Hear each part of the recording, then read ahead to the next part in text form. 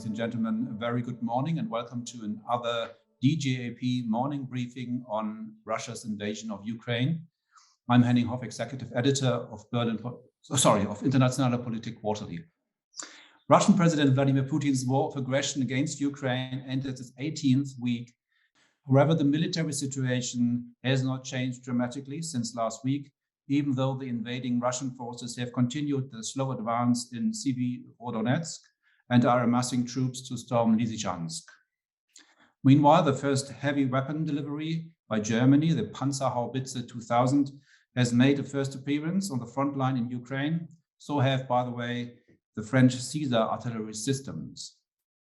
However, the debate about Germany's Ukraine policy continued this week after Chancellor Olaf Scholz, Foreign Policy and Security Advisor Jens Plöttner, made remarks here at the German Council on Foreign Relations earlier this week, which were understood in part as a plea to the media to focus more on a future relationship with Russia than on weapons deliveries to Ukraine.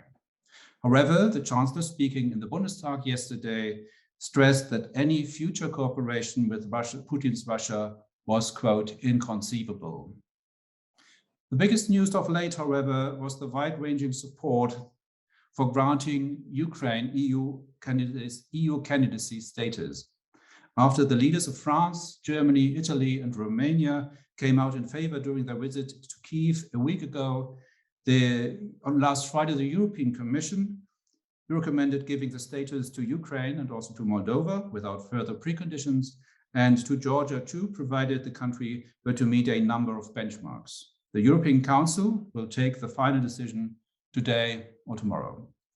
So without any further ado, let's turn to Katarína with a question: will Ukraine today or tomorrow become an official EU membership candidate or not? Well, that's an easy task. I think that after very much the seminal visit of the four leaders, as you mentioned, in Kiev, and the subsequent statements from the more reserved countries to enlargement and specifically reserved to Ukraine, I think those favorable statements, and based on the really leadership that the president of the commission took and went out on limb, and the job we have done on the opinions, I think that it is a done deal. It is going to happen today. There would really have to be a black swan event, I would believe, at this stage to derail that. So I think the echoes from the council are positive, and I think that both Moldova and Ukraine will be granted candidate status.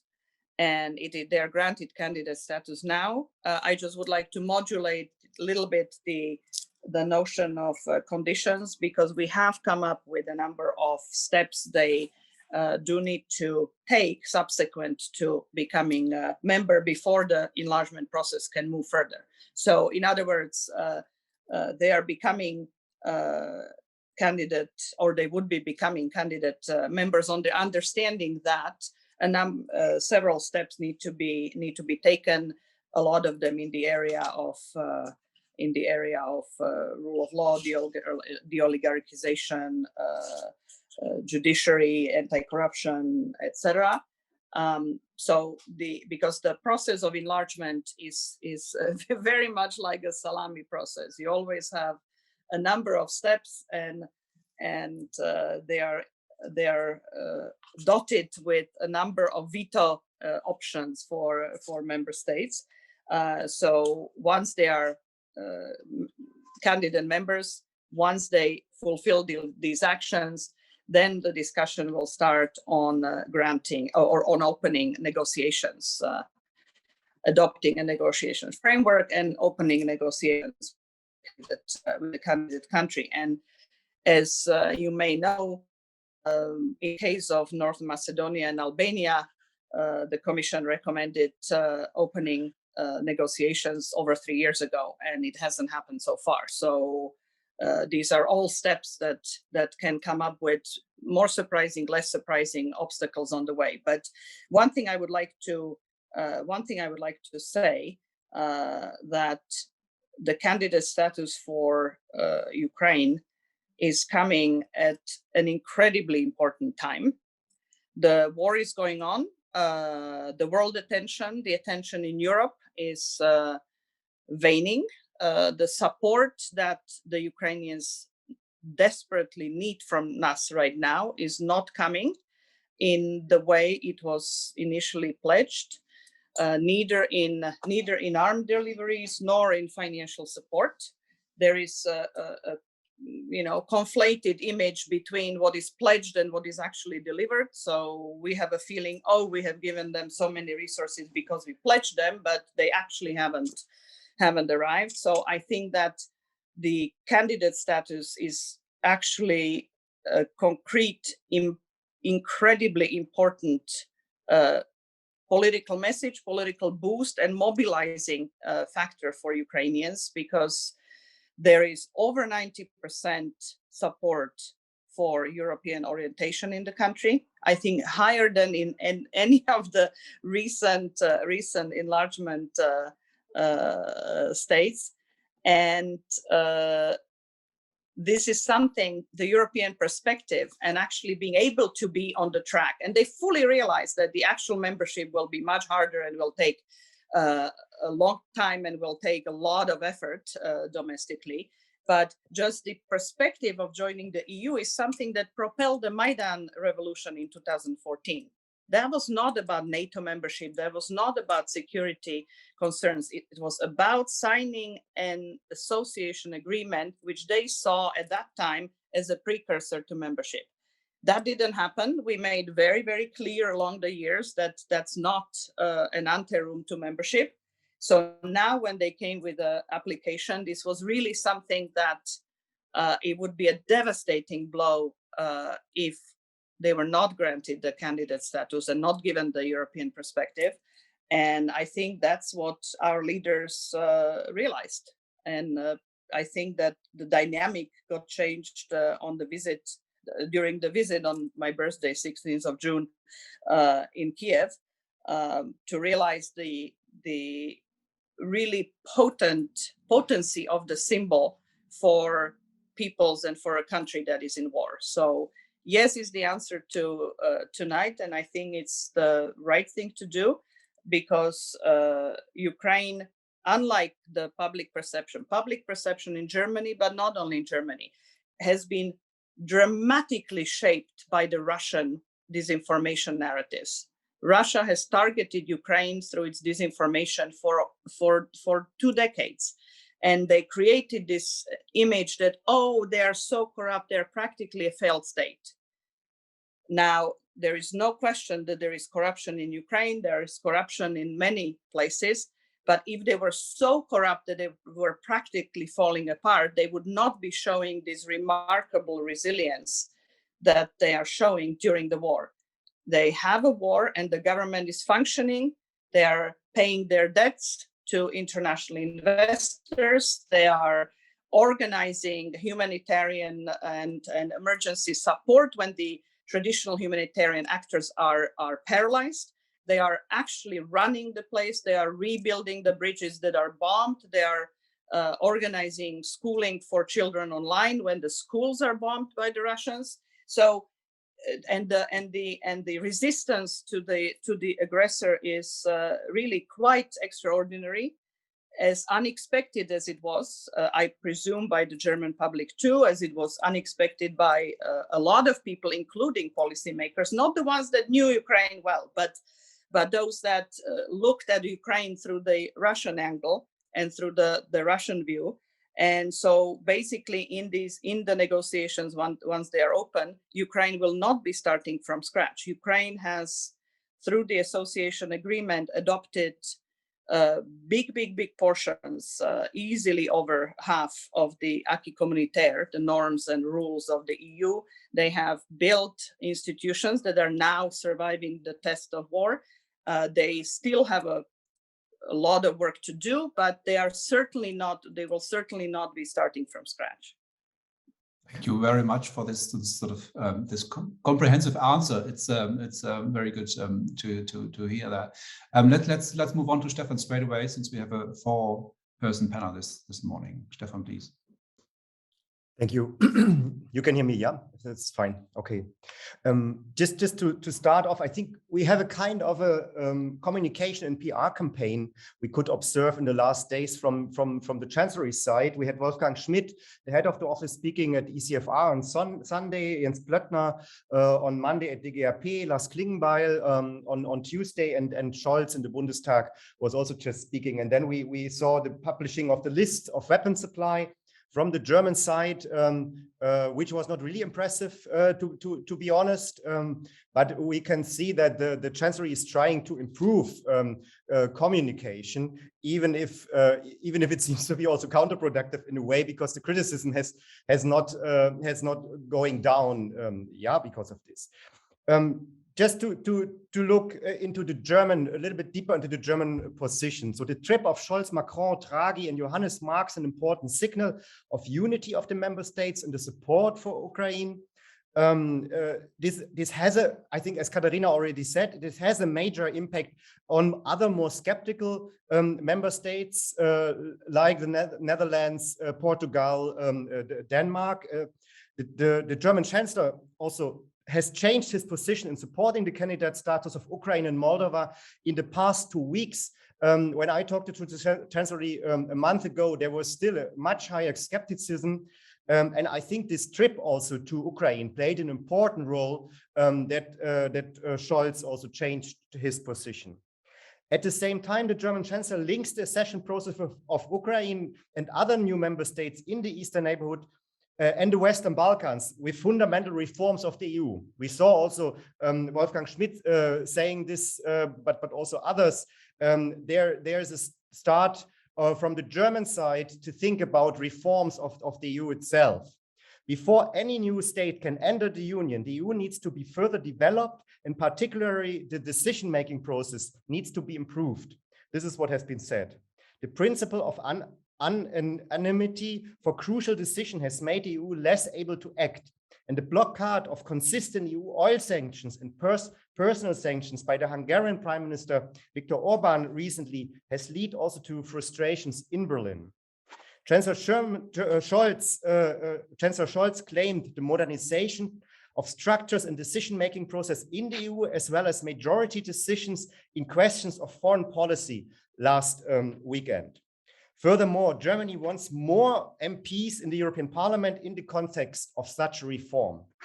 Germany does not want to have again a blockade in the EU in the accession process when member states using this area for domestic reasons or power questions, like in the past for the Western Balkans, and now it's also with Bulgaria, where the government failed.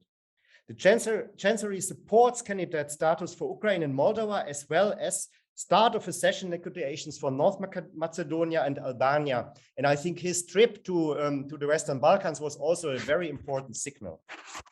Foreign Minister Baerbock wants to have a discussion how to update the accession process, that Ukraine has not to wait too long to join the EU. So there's also another signal from the Foreign Ministry, how to maybe improve the process. There's a clear trend for linking the enlargement process of Western Balkan states with the Eastern neighborhood policy. And there are hopes in Berlin that the candidate status for Ukraine and Moldova can also energize the enlargement process in the Western Balkans. So I think that's an opportunity here also in which we are. To shift from the neighborhood to the enlargement policy would bring huge economic benefits for the candidate countries. And as also Katarína already said, the association agreements of the trio, Ukraine, Moldova, and Georgia, are already implementing parts also of the accession process. So they're already doing parts of it. The German Chancellery refused until now any leadership or key role in the question of candidate status and enlargement.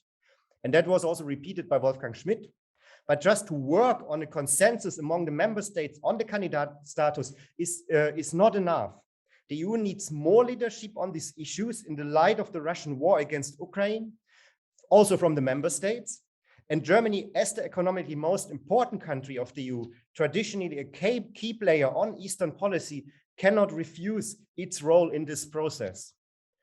The military and defense Zeitenwende announced by Scholz needs also a geopolitical and enlargement Zeitenwende from the German side, which brings Berlin into a leading position on enlargement policy towards the associated trio and the Western Balkans.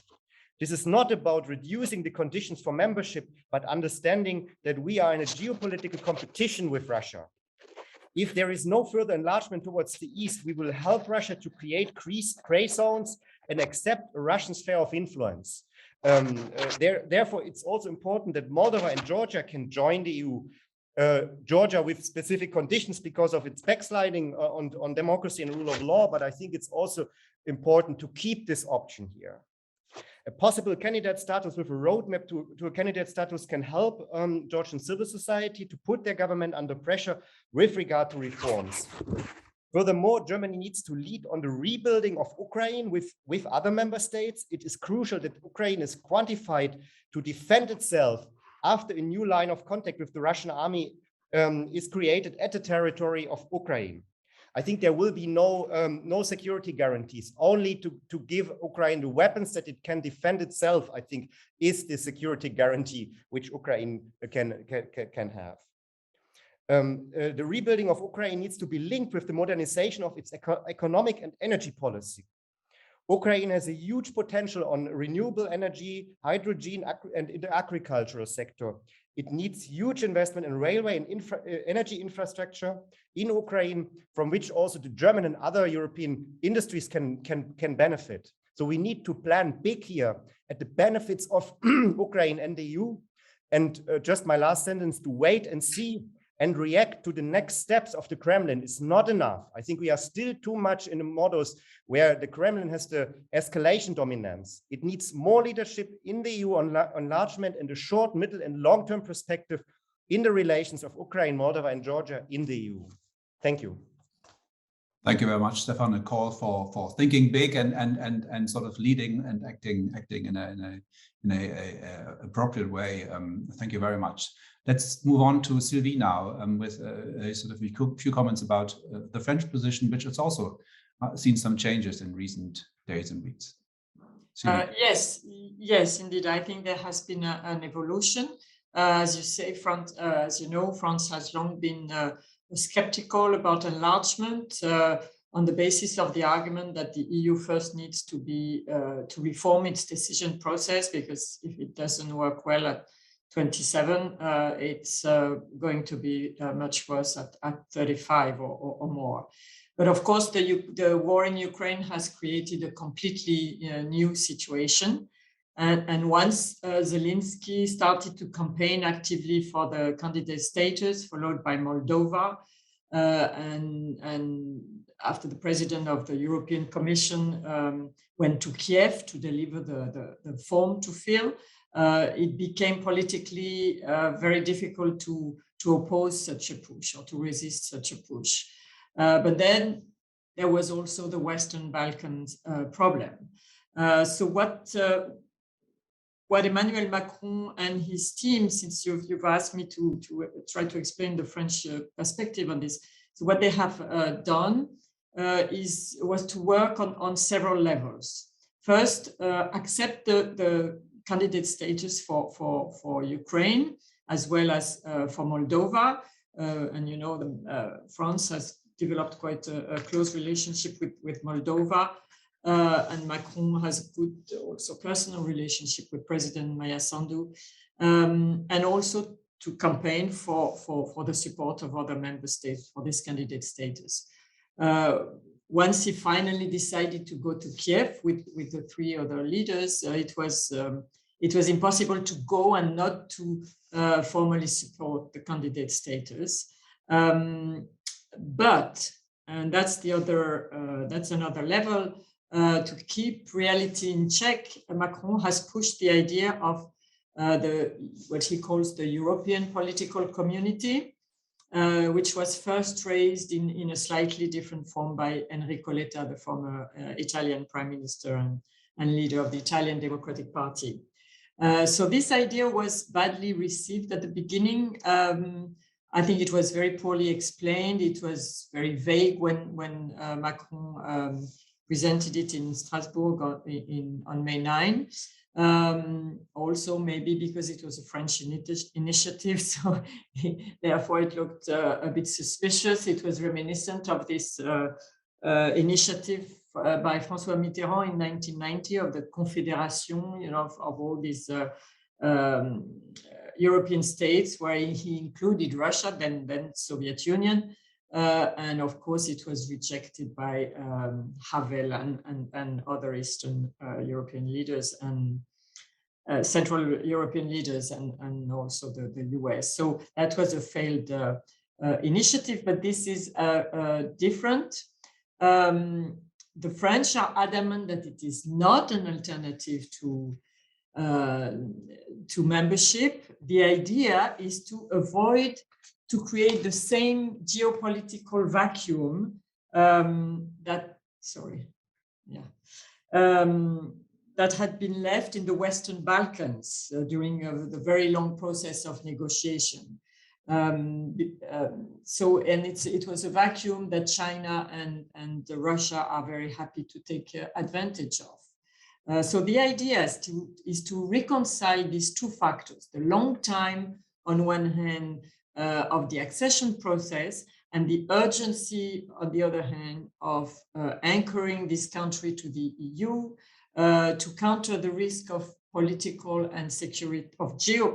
and security vacuum. So this is about the interim period and the management of expectations raised by the candidacy based on the experience of the Western Balkans country. So it's not a substitute. That's what Paris said. It's not a substitute for enlargement. It's rather complementary to enlargement. The Ukrainian leadership was obviously very skeptical of this, but it seems to have warmed up to the idea now that it has convinced EU member states to support their candidate status. I talked to some Ukrainian leaders who said, if we have the candidate status, then this community, European community, political community can bring benefits. So it will be debated at today's European Council, and France hopes that the first meeting of this community could be of this new forum. You know, the structure, everything has to be debated. The geographic size also. There's a lot to discuss, but the French hope to have the first meeting of this forum under the Czech presidency. And so the last level on which the French have been working is Western Balkans. One objective was to lift the veto of Bulgaria on the opening of negotiations with of North Macedonia with the EU. France hoped to solve this issue before the end of the French presidency. Last week, France put out a proposal on a negotiation framework, apparently agreed with Skopje and Sofia. It was submitted to Coreper last Monday, apparently got support, but then now we have the collapse of the government, the coalition in Sofia, so I don't know where this is going to be left. Regarding the accession process of the Western Balkan candidates, Charles Michel has worked on a French idea, which, as I understand, would allow those countries to gradually access the single market as incentives, and also to have a reversibility mechanism in case of regression in the course of negotiation. So the idea is to make sure that progress towards accession is not only shaped by the opening of new chapters, in this lengthy process, but also by concrete access to certain parts of the European integration and single market. And I will leave it there. Thank you very much, Sylvie. And now, last but not least, to Milan for his assessment on how it all fits in enlargement. Looking at time, I will try to be very quick. So first, on internal dynamics among EU member states, as it was already described, last week was a breakthrough with the visit to Kiev by Scholz, Macron, Draghi, and Ioannis before the opinion of the Commission was published. I think that visit simply created a momentum and made it impossible for the Dutch and other skeptics to come against publicly. And indeed, one day later, last Friday, that the Dutch government, after its session, through its foreign minister, announced that they are also fine with the with granting candidate status to Ukraine, and also the Dutch parliament, usually the stopping point for anything related to enlargement, didn't block mandate to government earlier this week. I still think that there is an issue with Frugals over Ukraine, Moldova for the future, as they will be feeling these conditions, soft conditions that are in the recommendation of European Commission, and will probably, let's see what is the text of the European Council conclusions, how this is formulated. But I would leave it at saying that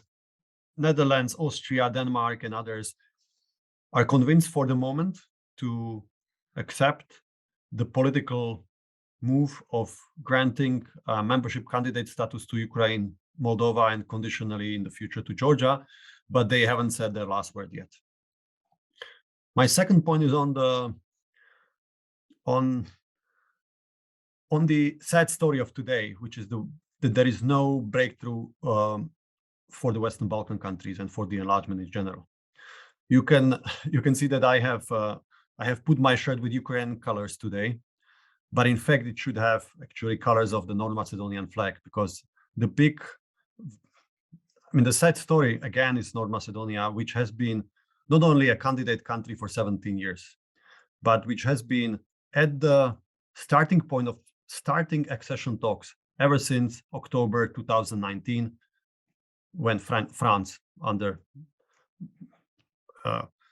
President Macron, without clear explanation, actually blocked it for the first time, and then Bulgaria jumped on the bandwagon later with absurd conditions, in my view, which will be impossible to meet, even if they lift up their veto in Sofia. It will be very difficult to meet by Skopje, changing the constitution and so on. But that's not what we are discussing here. So from the Western Balkan capitals, you could see a double message on Ukraine. On the one hand, clear understanding that what's happening in Ukraine with the war, and also decision by the EU leaders to give them candidate status, is a good news for the enlargement. This can revive the whole EU enlargement story.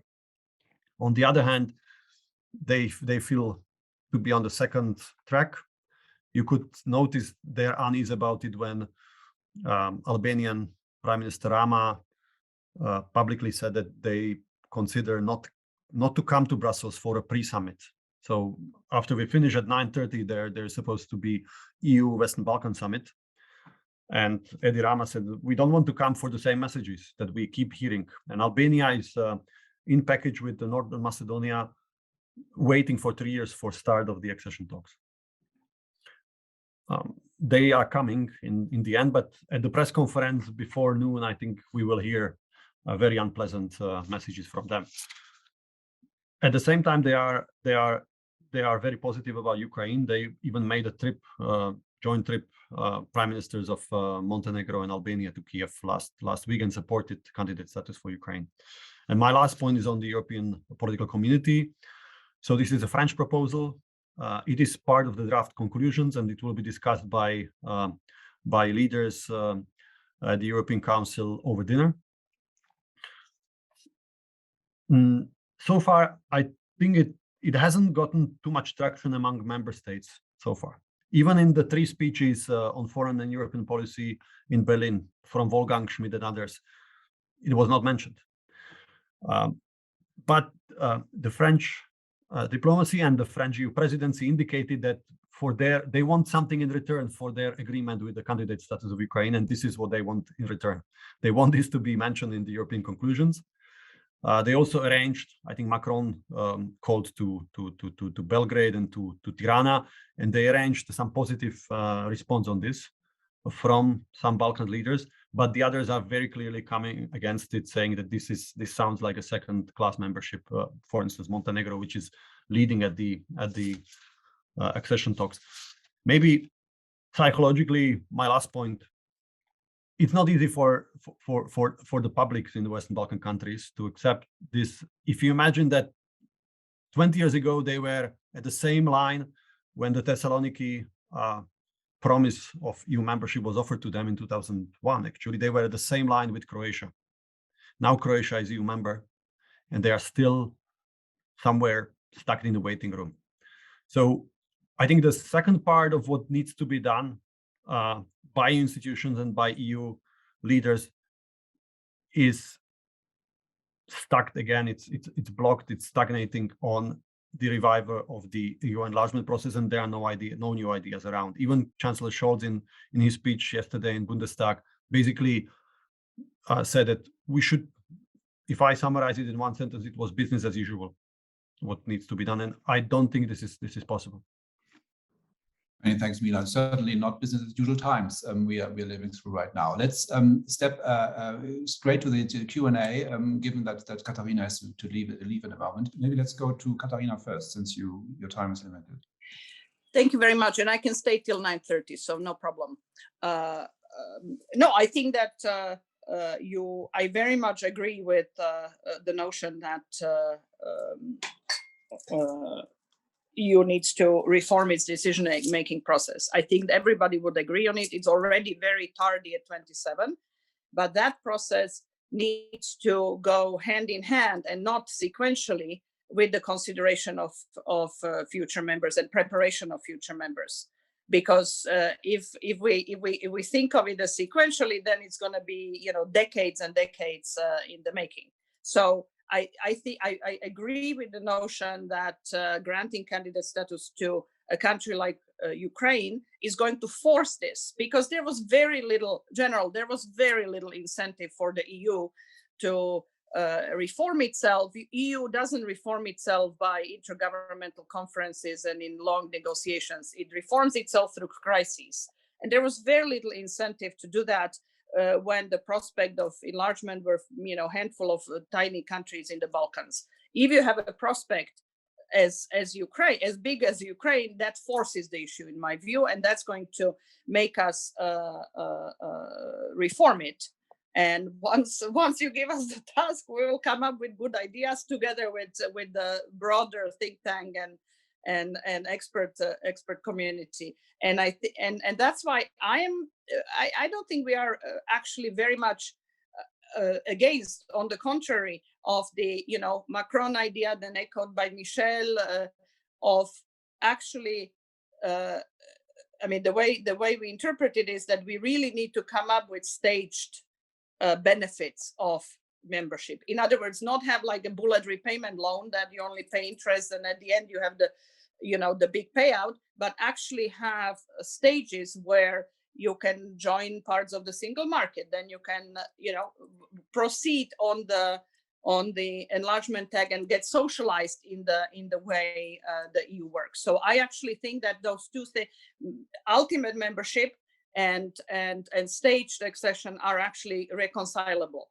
What is a death wish for enlargement is to give an impression, and that's very much how Leta's proposal was perceived and is perceived, is that it's an alternative to enlargement. It's a side rail for it's something second class enlargement. That's difficult, but to think of it in stages where you have a broader community, but you at the same time proceed on the enlargement perspective while reforming the EU, I think is a good concept. Now on Georgia, very briefly, Georgia has a European perspective. I said on the Georgian radio, guys, you have something you didn't have a week ago when we published it, and tonight hopefully it's going to be endorsed by the council, that you have European perspective. What you don't have is you're not measured at the same level of democratic development as Moldova and Ukraine, for the nature of the polarization in the political system, the lack of the track record of uncontested and well-run elections, and overall approach of the civil society engagement. And there is a number of steps where they need to pause, but at the same time, this can be caught up with. If there is a political will in Tbilisi, they can catch up. Slovakia started negotiations to the EU 2 years later after Hungary and Czech Republic and Poland and Slovenia, and it caught up. So it is doable if one has a will, if there is a will, there is a way. And the last point, there was in the chat a question on the Russian disinformation, whether German press is picking it up. I think this is much broader. I think this is a systematic disinformation about Ukraine that the Russians have been spreading, not inventing new phenomena, but amplifying them out of proportions. And it's not only Germany. The image of Ukraine has been, until the war, extremely negative. And also, there were no experts in our governments. There were very few, apart from the, Timothy Snyder writing about Ukraine all those years. All the Sovietologists concentrated on Russia. When the Soviet Union fell apart, all the German emotion went towards Russia. Nothing remained for the successor state. So that's why we have, one of the reasons why we have such popular solidarity and support for Ukraine, which is out of sync with the elites, is because people are now discovering different Ukraine. They're realizing Ukrainians are not Russians. They're actually fighting for their freedom. They're ready to put their lives for their country. They bring their pets with them when they travel. People realize they're like us, and so there is this popular upswell of support, and it's not matched yet by the technocratic elites. That's part of the problem, and yes, behind it is also the amplification of the negativity through the Russian narratives that they have been incredibly successful in spreading. Thank you very much. Stefan, please. There were two questions addressed to you by Mr. Wittmann. Yeah, I just want to underline this again on comparing Georgia and Ukraine. So it's not, first of all, about corruption, but it is about rule of law. It's about democratic backsliding in Georgia. I think Georgia is performing in many reform areas very well and did a lot of, but it's just reversing a lot of what has been done, and is very especially in the fields of rule of law. As I said, I think we see this backsliding, and Katarína mentioned already this polarization also in the political system is blocking the country, and then that's a problem. Yeah, but in terms of corruption, I think it's performing better than Ukraine. Yeah, so I think there was also the index in the list.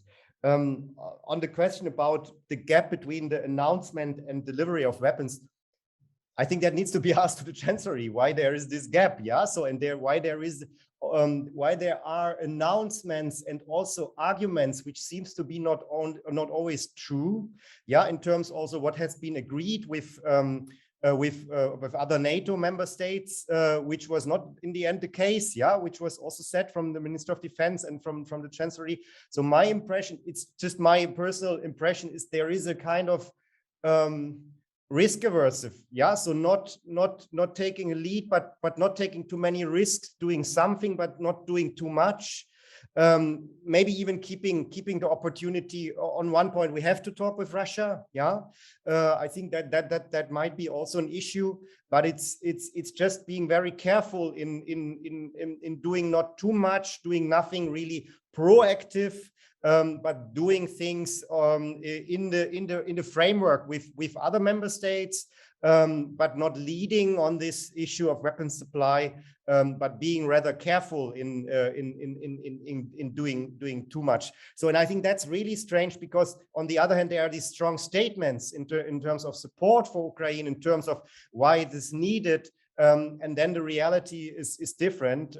But yeah, I think that's unfortunately also with other member states the case. Yeah, so it's not only about Germany, but I think it's particularly Germany is here. Yeah, is not supplying what it is announcing. There was a question by Boris Ginsburg. I might pick this up because I have then to leave. What could be the reaction by the Kremlin to this decision? Putin already said he's fine with it because the EU is not a security threat to Russia.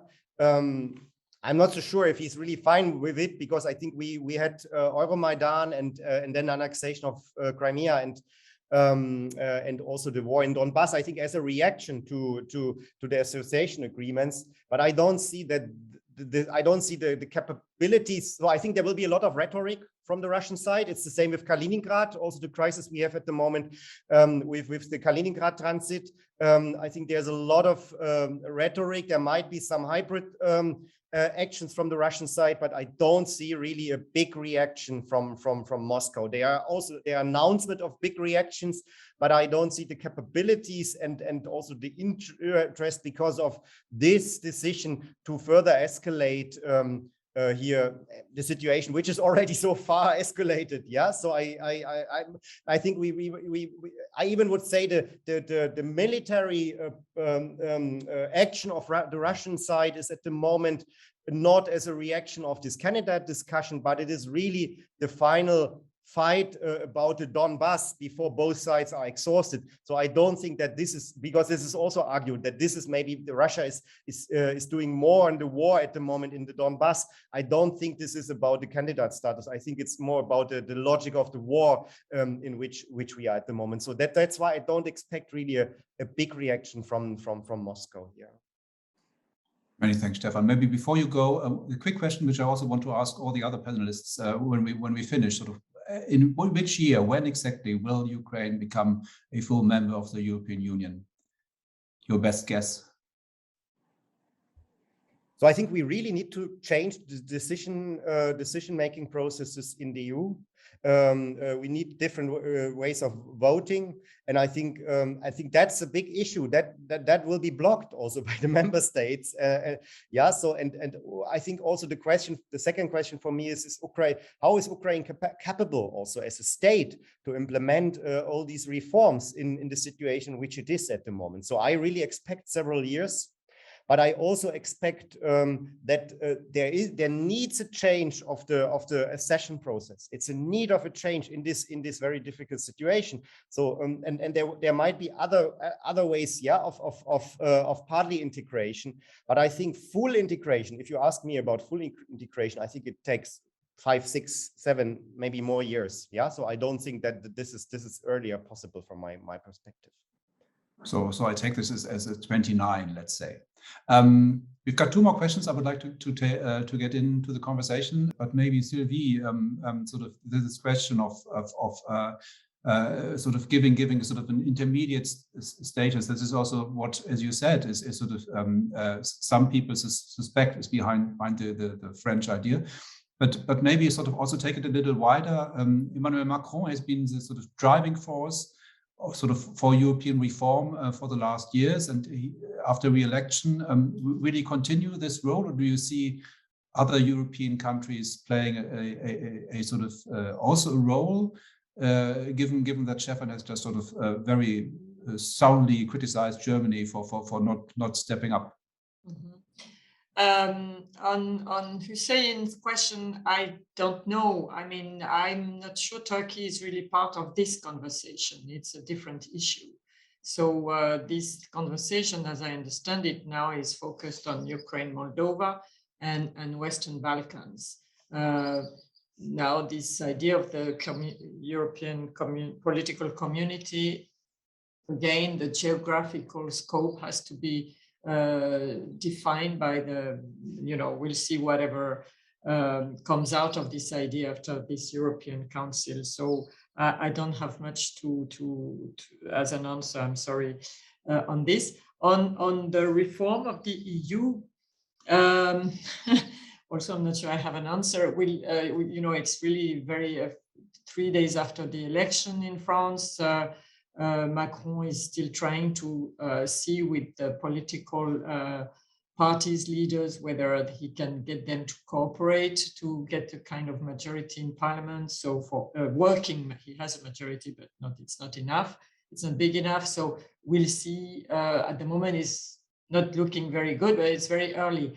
I'm not sure his European agenda is going to be very much affected Now his political weight may be affected. That's another issue, and his political weight in his relationship with the other European EU leaders, member states leaders. So this is a factor that we have to look. Just one thing about what Katarína said and disinformation about Ukraine. Not to defend my trade, but journalists have been doing a lot of work on what Ukraine was doing. In my own newspaper, we have done an enormous amount of reporting about what's going on Ukraine. I think it was fairly lucid. I think we have reported well on the efforts that the Ukrainian leadership was doing on reforming the government and the state and everything. Now, it's a question of political will. I think our political leaders were much more focused on their relation with Russia than on the relation with Ukraine. And so they probably didn't want to I guess their embassies also reported them what was going on the field, right? So it's really, I think, a question of political will from our leaders. Thank you very much. I completely, just to go back to the question that was put to me, if I'm okay. Should I? And just very quickly, Sylvie, I completely agree. This is not about press. The Russian disinformation captured the societies and captured the technocratic elites as well as the leaders. So I think that I was always surprised that even after the war has displayed the level of penetration by Russia and corruption of Western elites and the disinformation channels and narratives, that this is, still a mystery to some. So I very much agree on the point on the press that you mentioned, but there is also social media trolling, etc. Now, the question on what the candidate status means, now that we see the frustration of North Macedonia and the status having for 17 years.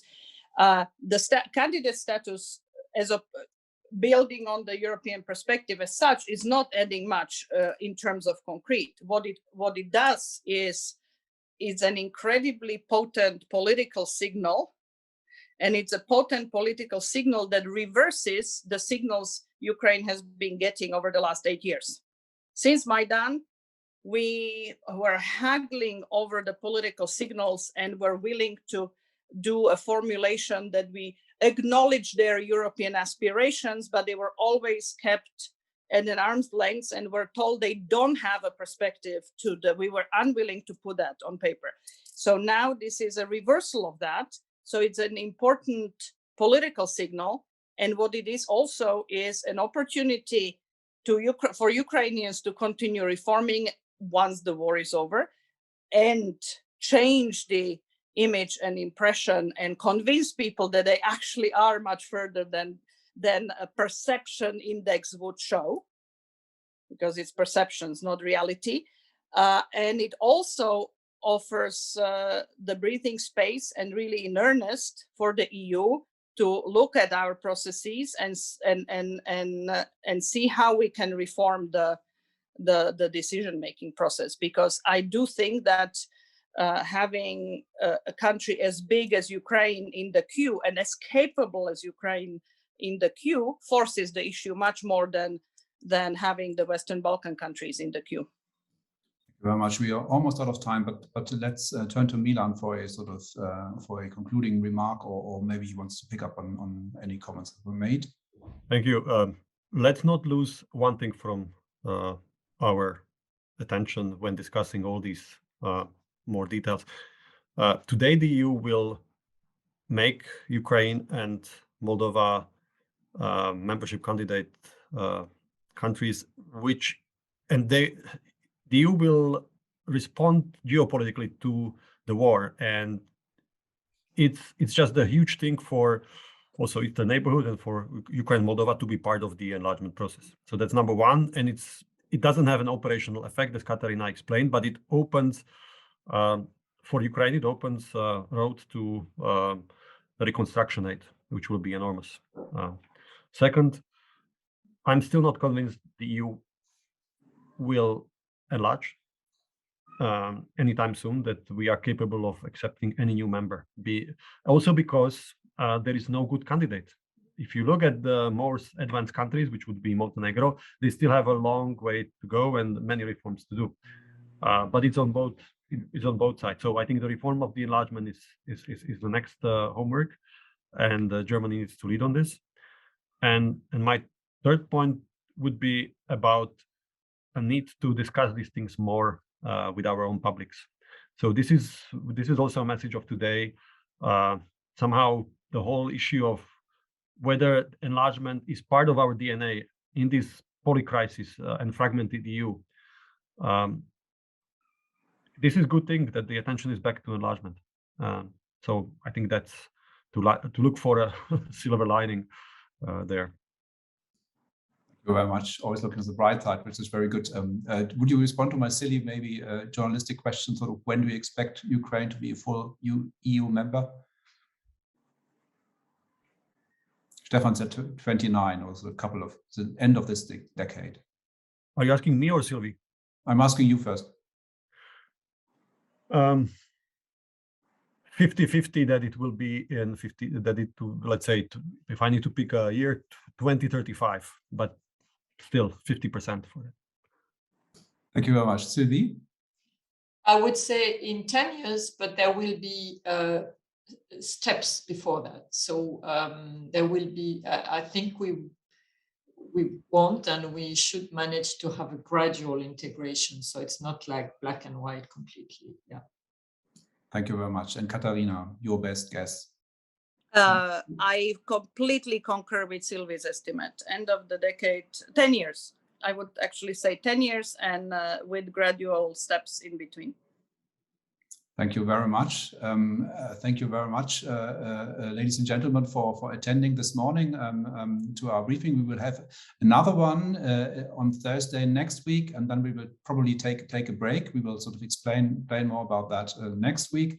Until then, please join me in thanking our excellent panel this morning. I hope you enjoyed the discussion as much as I did. Hope to see you soon again at the German Council on Foreign Relations, and I'm wishing you a very good morning.